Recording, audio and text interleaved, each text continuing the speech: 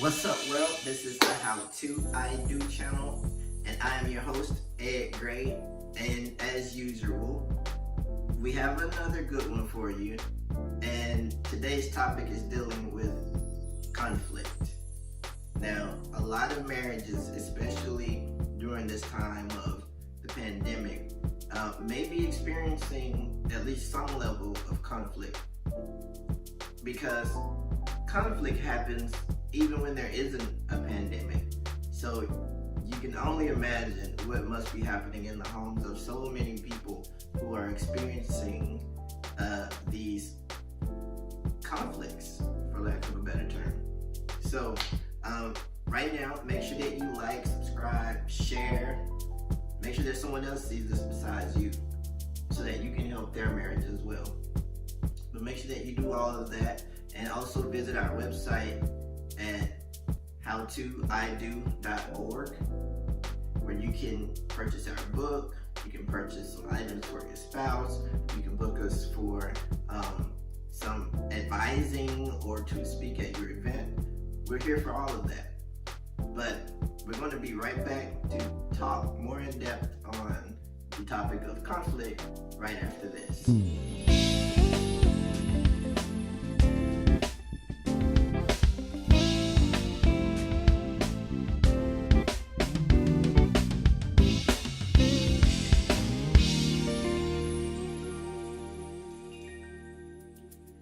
And we are back, and we're going to again talk about the subject of conflict. Now, before we get too deep into it, I want to give you some structure, or at least a little bit of a definition of where I intend to go with this definition of conflict. And I use dictionary.com a lot, and from that particular definition, or that particular book rather, I pulled this kind of collection of what conflict means. And it means violently colliding, or a source of impact. So when we think of collisions, we think of, or conflict rather, we think of collisions. In collisions, we think of accidents, right? Because there's an impact, there's a collision, and it's usually a violent collision, right? So there's a conflict. Another thing that we may want to add in here is the violent collisions of plates rubbing together in the form of an earthquake, right? That's collision. There's the plates underneath the Earth's surface rubbing against each other, making an earthquake. It's shaking things up, right? It's disturbing things. And then another definition is that of incompatibility or interference, as of one idea, desire of event or activity with another. Again, that's dictionary.com. But I kind of want to hang around the idea of the violent impact, or the violent collision leading into the impact, right? And one primary subject matter of an earthquake is found in Acts 16, and it's around I'll just read from the 25th verse, so follow along with me. This is the New King James Version, and it says, "But at midnight, Paul and Silas were praying and singing hymns to God, and the prisoners were listening to them. Suddenly, there was a great, earthquake, all right? So that the foundations of the prison were shaken, and immediately all the doors were opened, and everyone's chains were loosed." Still with me? Let's keep going. "And the keeper of the prison, awakening from sleep and seeing the prison doors open, supposing the prisoners had fled, drew his sword and was about to about to kill himself. He drew a sword and was about to kill himself. But Paul called with a loud voice, saying, "Do yourself no harm, for we are all here."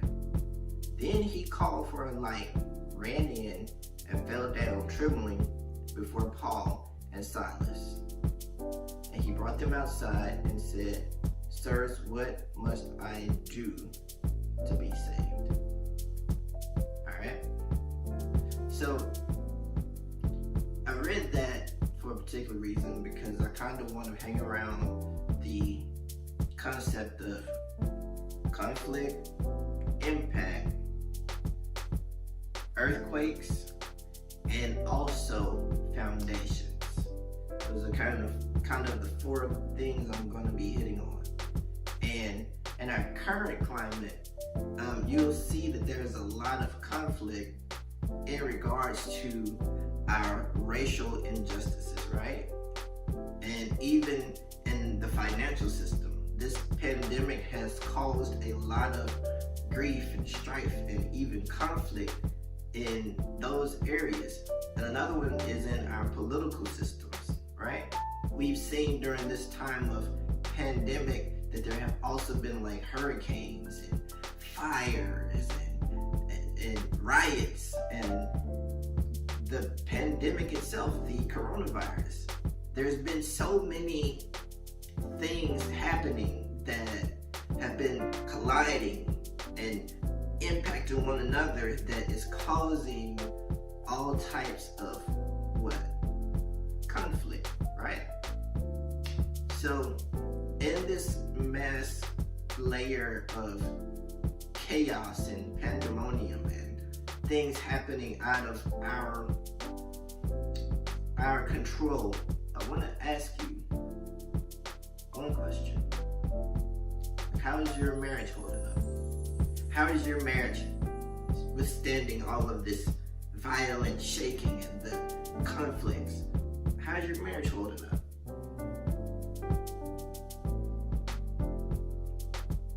Now, I would like to go back and revisit verse 20, I believe it's 26 of chapter 16 in Acts. So it's Acts 16 and 26. And it says, "Suddenly there was a great earthquake so that the foundations of the prison were shaken. And immediately all of the doors were opened and everyone's chains were loosed." I want to take you back to our book, I Do, But How Do I? We start off with chapter 3, which is titled The Table of Conflict, where we kind of walk you through how to deal with conflict, where we speak on how you should choose your words, when is a good time to choose your words, how to approach someone in a respectful way so that they receive this conflict as not being an attack on them. But we start that chapter with a quote from the Buddhist monk and Nobel Prize winning person, Thich Nhat Hanh. And we've spoken on this before, but he says something that really is quite profound. And he says that fear, anger, and despair are all built on the grounds of wrong perceptions. What are grounds? Grounds are foundations. When you think of walking outside, you're walking on the ground, but the ground is the foundation. It's what's holding you up. It's what's supporting you, right? So now that we have that understanding of what grounds are and what foundations are, let's kind of go back and walk through the words that Thich Nhat Hanh used, which are fear, anger, and despair. So when those are present, they're usually present based off of wrong perceptions. So let's just place this in today's time frame through that lens. We did a whole 3-part series on perspectives. You can go to our YouTube channel and look through that and listen to those videos and understand what perspectives are and how those relate to your marriage. But through the lens of perspectives, and in this time frame, let's look at a few things. So when you see the fear of someone wrongly accusing someone else based on the complexion of their skin, and those fears turn into conflict. That conflict is based on wrong foundations, or their foundation being wrong. Let's try another one. When you see people angry and outraged over things that should be a humanitarian effort, and that forms into conflict. Right? It's because, again, the foundations are wrong. Let's try another one. When you see people in despair and have lost all hope for anything that will ever get better in their political system, so they take matters into their own hands, and that forms into conflict, is because foundation is wrong. But we are talking about marriage, right? So let's bring this into your house with your spouse and with your marriage, okay? When there is a consistent barrage of anger over what she said, man, I'm angry over what she said, man.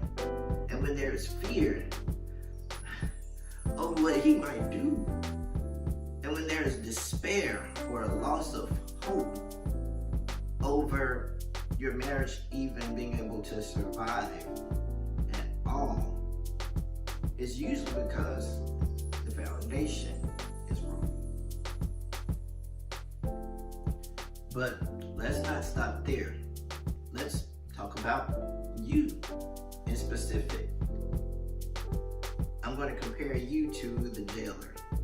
When the jailer was about to kill himself because of the earthquake and what might have happened with the prisoners, I'm sure he was angry that the earthquake even happened at all, because he may have lost all of the prisoners. Like, this threw everything out of whack, so he's mad. And I'm sure he was fearful as well because of what could potentially happen to him if the leaders of the prison find out that even one prisoner escaped on his watch, which brought him to potential despair or loss of hope. Because if the prisoners are gone, what's the purpose in living? So we see where he drew his sword and was about to kill himself. That's in verse 27. But Paul called out with a loud voice, saying, "Do yourself no harm."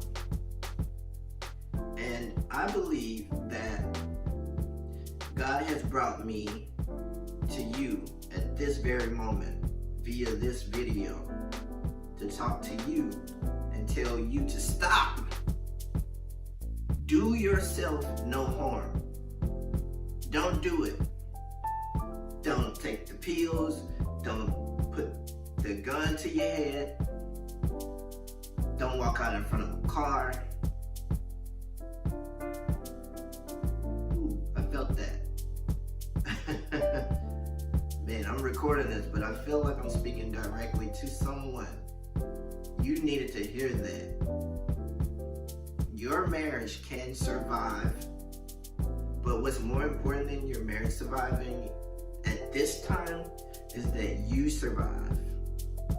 You need to be here to have a testimony, to speak to someone else about how you overcame and how you were fearful, how you may have been angry, you were despairing of life. Stop. can survive it. That conflict can be worked out. It can surpass. This too shall pass. Ooh. If there's anything that the year 2020 has taught us, or at least taught me, it's simply that there is a new normal and things have passed away. So my question to you is that if you are receptive and compliant to all of the other changes that are happening around us in this new environment, in this new climate, with the PPE, having to wear face masks, having to put on gloves, having to stay 6 feet apart, if you are compliant with all of that, why not be receptive to the fact that your marriage can also change for the better? Don't allow this series of collisions and impact and shaking up and conflict to totally tear things up and destroy your marriage. Yeah, your marriage may be in pieces right now, but have you ever heard of a mosaic? Do you know what a mosaic is? Well, a mosaic is all of these broken pieces that have been formed and shaped into a piece of art, a beautiful piece of art. So what am I saying as it relates to your marriage? I'm saying that you too can have a mosaic. You can take the broken pieces of your life. You can take the broken pieces of your marriage, all of the conflict, all of the shaking, all of the instability, all of the cracked foundations. You can shape that into a beautiful piece of art. I call it the beauty of brokenness. It's taking those pieces to be the new foundation of your new foundation of marriage. Your marriage doesn't have to be crumbles in a pile. You can take them and sort them out, figure it out. You can take them and sort them out and get rid of this one and get rid of that one and put this one here and put that one there and rebuild that as your new foundation and build up so that it is the beauty of brokenness that is the foundation of your marriage. Don't let it just stay in shambles. Don't let yourself stay in shambles. Build yourself up, boo. Or dude. Because let's be real. Sometimes us guys are broken as well. Sometimes more so. Because we don't have the freedom of being able to express our brokenness in a productive way, which is why we often venture into anger. But let me explain the root of it. You're broken. You're broken. You are broken, my friend. You are broken. And when you're broken, guess what happens to her? She's broken. And then we have all this brokenness, and no one has the strength to rebuild or put things back together. But this is what we're going to do right here. This is what this next few lessons are going to address. Is how do you rebuild? How do we turn that conflict into something productive? There is a way to disagree. There is a structure to how to tactfully say, that's not where I'm really feeling right now. And And we're going to talk about it more in depth. But at this moment, number one, if it's you, stop. Do yourself no harm. If it's your marriage, if you haven't done everything to resolve it, if you haven't been to counseling, if you haven't exhausted all of the possibilities to help your marriage succeed, stop. Take those broken pieces, put them together, and let there be a beauty in your brokenness. We're going to continue this on the next lesson. But for now, that's all I've got for you. We'll see you next time.